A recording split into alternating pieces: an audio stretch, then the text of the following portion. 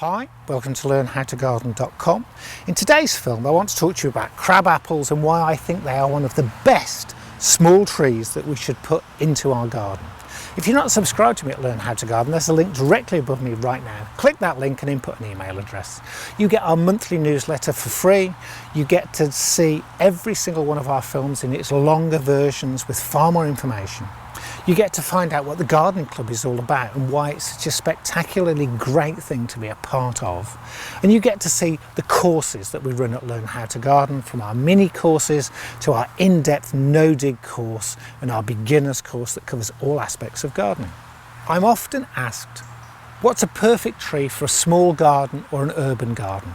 And the tree I'm standing under right now is one of the ones I always recommend, and it's a crab apple.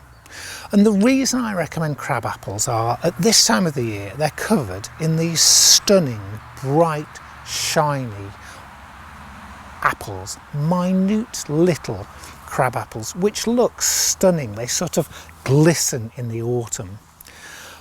But they're just not ornamental. You can use these to make a fantastic crab apple jelly.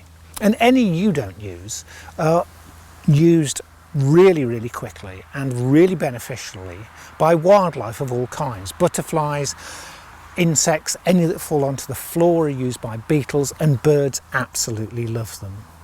They don't go too big. They have stunning apple blossom in the spring.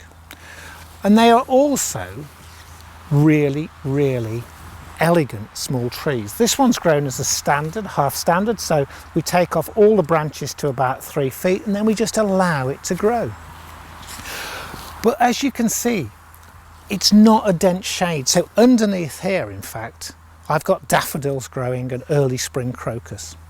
But you could plant all sorts of things because it's not dense enough that it's shading out underneath, which means that in the corner of a small urban garden, it fits perfectly.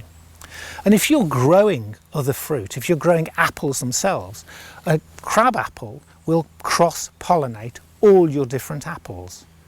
So if you've only got room for 2 and aren't sure what will work as pollination, a crab apple works really well with any other apple tree.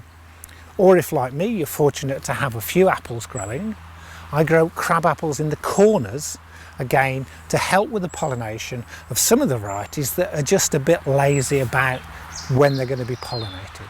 So that would be my choice for a small urban garden. One of my favourite trees. It has flowers, it has scent, it has these stunning berries. It's fantastic for wildlife. You can grow things underneath it, and it has very few problems, and you don't have to prune it. That's crab apples.